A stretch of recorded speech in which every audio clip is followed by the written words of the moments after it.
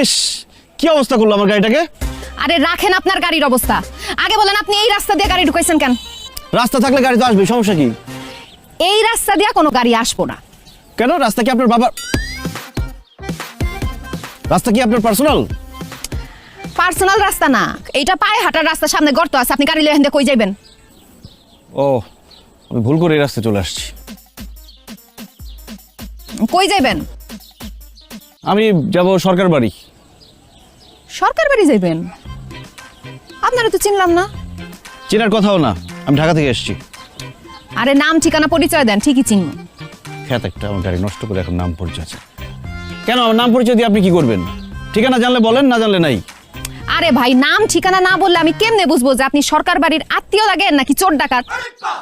আর সরকার বাড়ি তো এখানে একটা না। আমাকে দেখে কি আপনার চোর ডাকাত মনে হয়? জমশেদ সরকার আমার মামা, আপন মামা। এখন তার বাড়ি চিনলে বলেন, না চিনলে নাই। আরে আপনি তো বাড়ি ফালাই আইছেন, এই পিছনে যায় ইটের একটা সলিং রাস্তা দেখবেন, সুজা গেলেই জমশেদ চাচার বাড়ি।